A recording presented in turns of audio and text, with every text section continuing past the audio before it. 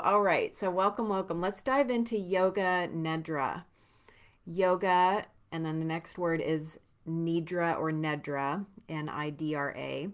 And that literally translates as sleep of the yogi or mystic slumber. And what I love about this practice is that it's profoundly effective for people. And today I'm just going to talk a little bit about why it works and how it's being used in this modern day, just to give you a broad stroke overview of Yoga Nidra and why you might want to try it out or suggest it to friends or family. And yeah, so I just want to give you just a real broad overview of it and then invite you to hop into the practice that I'm offering this weekend. Okay, so Yoga Nidra is the reason it's so effective for people is it helps the brain move through the different brain wave patterns that you get when you have a good night's sleep. So I often recommend Yoga Nidra practice or recordings for my clients and students who are having trouble with insomnia, because one of the challenging things about insomnia is you're not getting that adequate rest. And as we all know, if you're not getting good sleep, I mean, keeping people awake is a form of torture for a reason. It affects everything. So I love to recommend it for people who are going through periods of time or of insomnia. I use it personally if I have a night where I wake up at 3 in the morning and I'm just awake and I can't go back to sleep. That happens every so often, especially around the full moon or other cycles in my own body. Then I can listen to a Yoga Nidra recording and it gives me peace of mind knowing that my systems are still getting the same care, because we have our inner janitors that move through our body mind when we are asleep and do all that cleanup work and we get the rest that we need. So when I go through periods of time where I'm not sleeping or have that night where I just wake up and I am awake, then I put on a Yoga Nidra recording and it helps my brain move through those same brainwave patterns that you get through a good night's sleep. They've done studies in sleep clinics. This practice has been extensively studying, and 1 hour of Yoga Nidra practice equals 3 hours of sleep. So it's great to use even during the middle of the day, which is what inspired me to offer it this weekend. We'll be doing it in the afternoon. I'm calling it siesta yoga, so that you can take a siesta and move through those same processes, these same healing patterns that a good night's rest gives you. So let's talk about kind of the approach of it, and then I'll tell you how it's being used. So the approach of it, the theory of it, is again based in yoga in India. It came from the Upanishads, and it works with the sheaths or koshas or layers or the different bodies that we have. We have physical, energetic, mental, emotional, spiritual bodies or layers to our being. And so it moves systematically through those sheaths or those layers, getting you closer and closer to your true nature, that inner candle flame that is unchanging, pure awareness. Okay?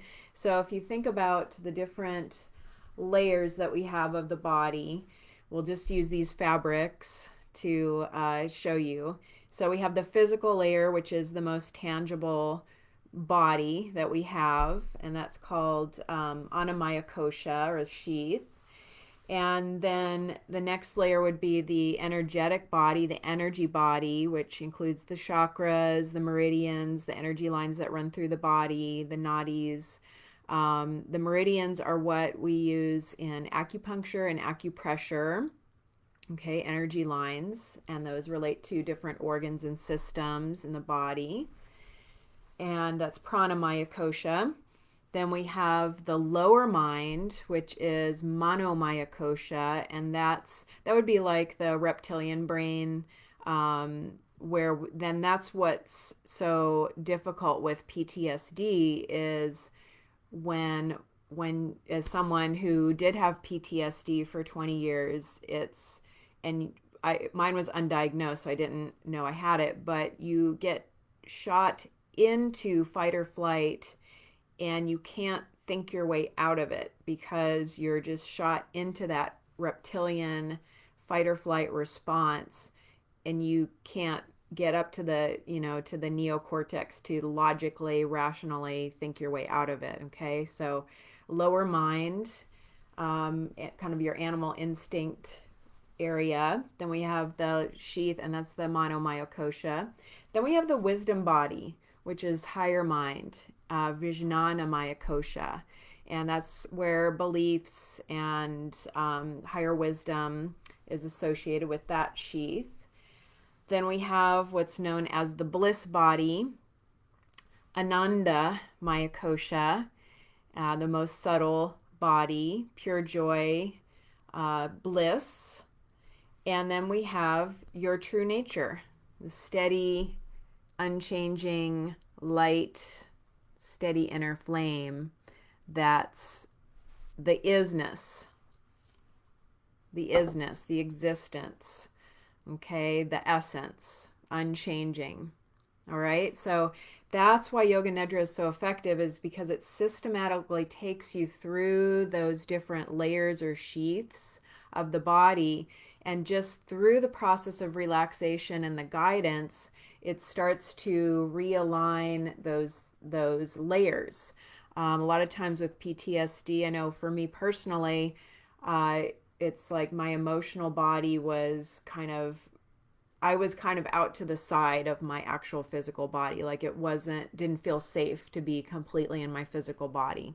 And that happens a lot with trauma. So it's kind of magical in that just through resting and relaxing, so you get into a very comfortable position, and then you just listen to the guided relaxation, and it takes you through the sequence. And again, that moves the brain through the different brainwave patterns that you get during a good night's rest. It has been used by and endorsed by the U.S. military for I guess 14 years now. They first worked with it with veterans suffering from PTSD, and what they do in the beginning is, which is how I always guide my Yoga Nidra practices, is they have you connect with your inner resource. Okay, your like a safe place or a personal sanctuary, so that you have a place to retreat to if you need to take a break from the practice, or if something comes up for you consciously during the practice, you have an anchor, a way to keep yourself safe and come back to yourself. Okay, so that inner resource is key, connecting with that in the beginning. And then the next part is the sankalpa, your heartfelt desire. That's a Sanskrit word that means heartfelt desire, and that connects you with your I am statement or your I feel. And we connect with this in the beginning of the practice. So I am peace, or peace is my true nature. Something very simple. You wouldn't want like some long, intention that you came up with that touches on all aspects of your life and everything. You just want a very simple statement stated in the positive and the present tense. So you connect with that in the beginning, and then we connect with that at the end. And that's where it's really can be profoundly effective, because through the process, through the guided meditation, we're getting beyond the analytical wedge that blocks us from getting into the subconscious, the unconscious mind, where our beliefs are stored. And when we connect with that at the end, we're really planting that seed and creating like nourishment for the seed through the relaxation process. Because again, when we're in fight or flight in that stress response, we're so much, we're just too agitated to heal and positively affect the deeper layers of ourself and the deeper layers of the mind. So, moving through those sheaths or layers, we start by rotation of consciousness through the body, naming parts of the body, and you'll just bring your awareness to those. Then we move into connecting with the energy body through the breath. We move into connecting with the lower mind through sensation, through emotional states, opposites, tension, relaxation. So you actually do connect with things that might be quote unquote seen as negative, like if you've been working with a challenging emotion, say rage or anger, you're guided to, bring that up, notice where you feel it in the body, and then where is the opposite and where do you feel that in the body. So it's a way of uniting these opposite states or these contrasts, this duality that we have within us. Then beliefs and imagery are often used for the next sheaths, and connecting with an experience of bliss or joy, either through memory or imagination. And then it just brings you back out again, by connecting to that heartfelt desire and coming back into the present moment more fully. And it's very common for people to feel like they've fallen asleep, though they may not have actually fallen asleep. So you get very, very relaxed.